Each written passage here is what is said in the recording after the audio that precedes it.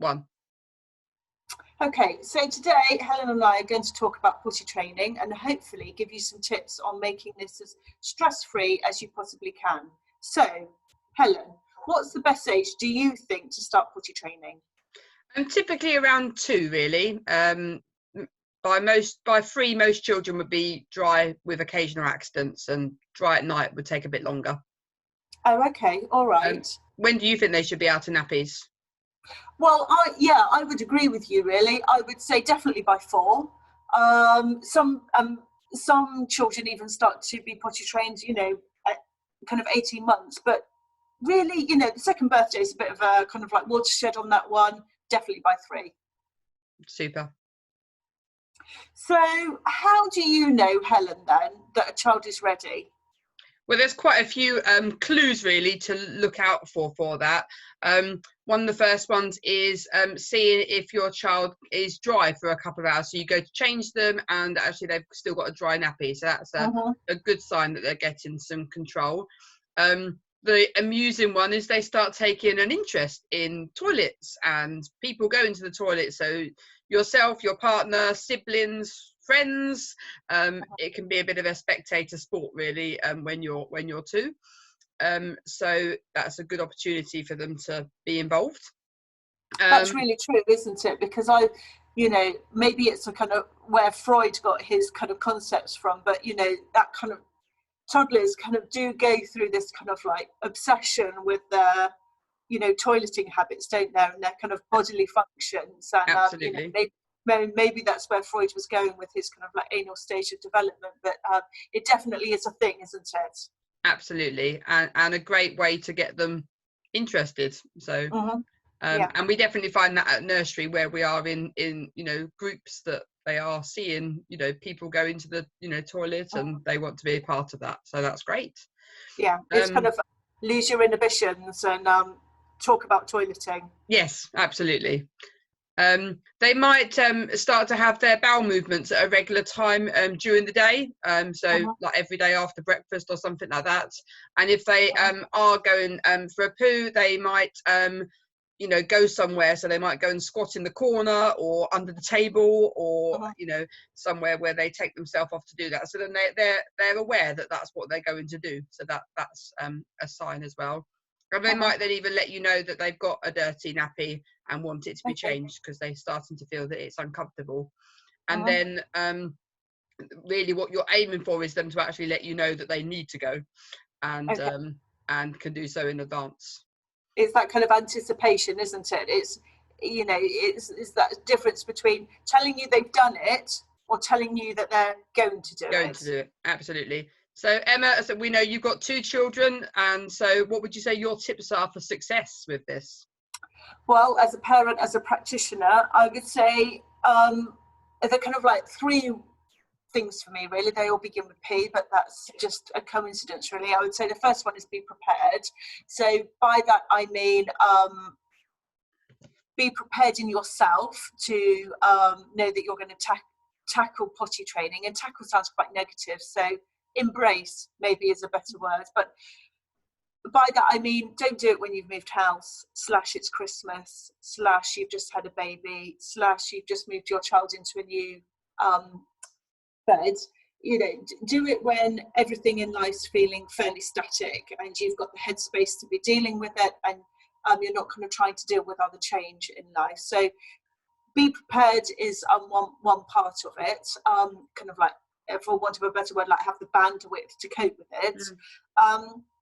Be prepared also in terms of the clothing that your child's wearing. I mean, summer and the spring is definitely an easier way to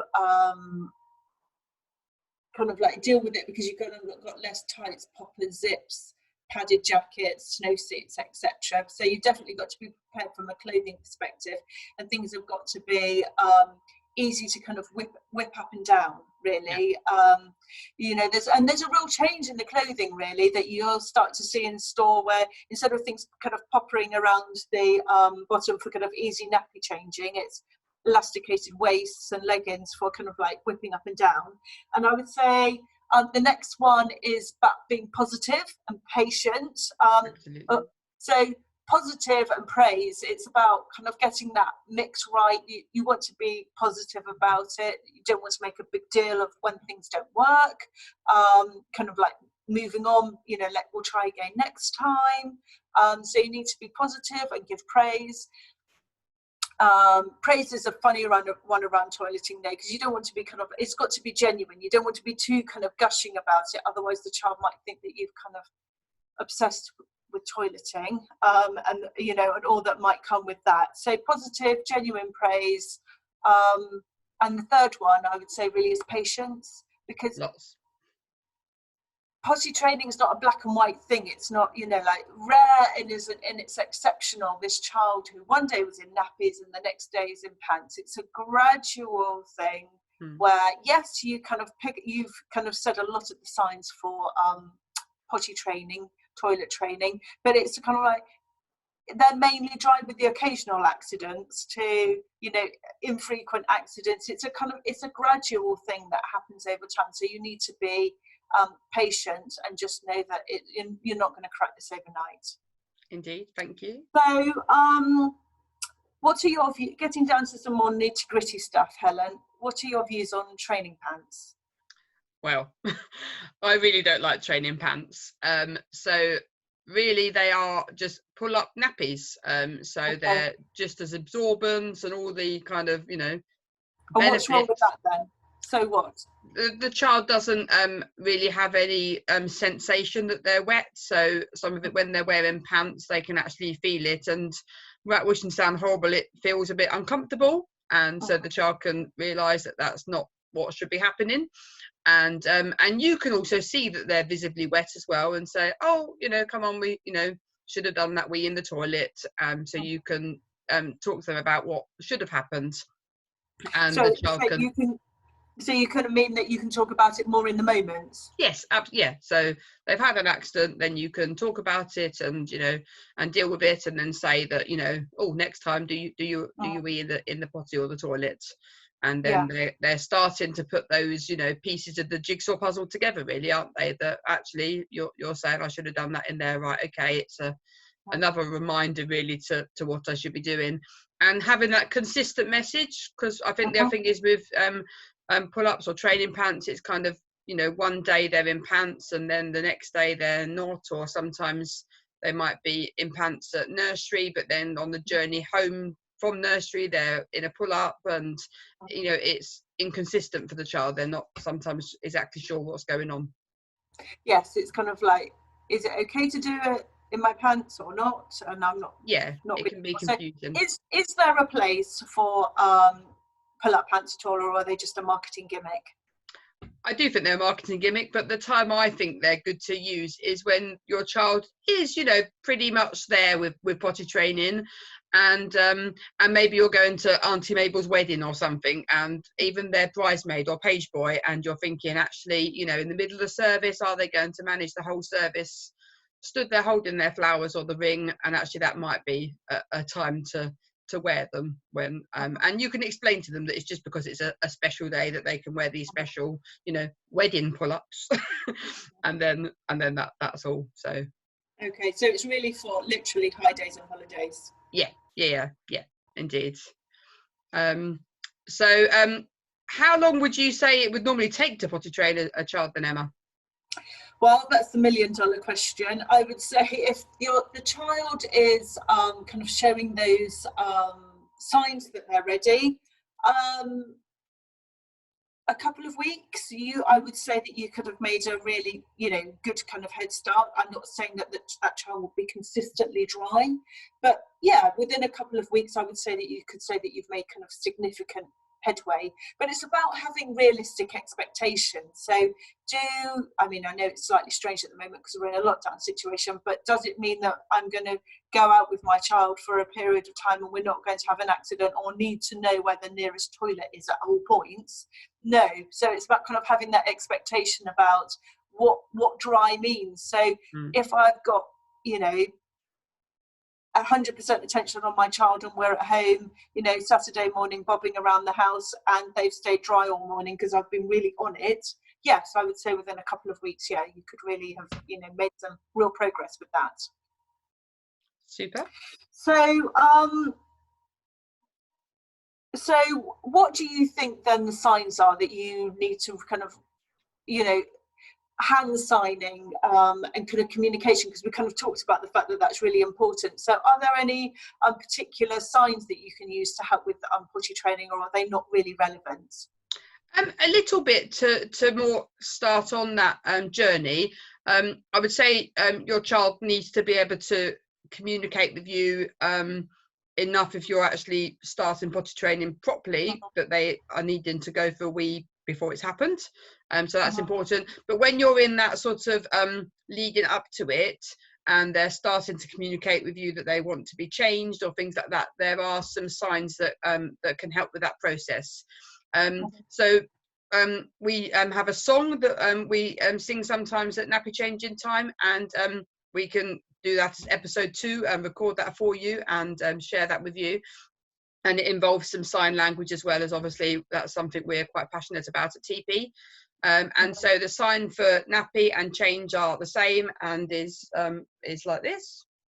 Put your hands more at that. Brilliant. Okay. And then clean or all finished is that one. So all gone, all clean, finished. Okay. Is that one. And they're 2 of the signs that are in the song. So we'll get that recorded and uploaded for you as well. Okay. All right. Thank you. But Emma, what would you say though? Toilet or potty? I don't think it really matters, really, truly. I mean, what we do at nursery is we only have toilets. We skip the need for a potty because we can have a kind of custom-made environment. But I think it depends on what works for you at home, really. You could just get a seat and a step to go straight onto the adult toilet, and there's benefits of that because you don't have to clean something else. You're skipping out a stage. But on the flip side, you might find that it's just, you know, like in terms of your actual bathroom setup, it doesn't work for you because you might only have an upstairs toilet, or just, you know, the kind of there isn't an awful lot of space around your toilet and trying to kind of like help your child on the toilet. So I think you just got to do what's right. Absolutely. So is there anything else then you would say that you need to do or be aware of? I'd say, I know it's a bit harder in lockdown at the moment, but I think it's really important that you involve your child as much as possible on that journey. And one of the really nice things that you can do is go pant or knicker shopping together, and they can choose their own underwear. And so, you know, then it can be Paw Patrol or Peppa Pig, whatever they're into. And that can be quite a special, you know, occasion for them.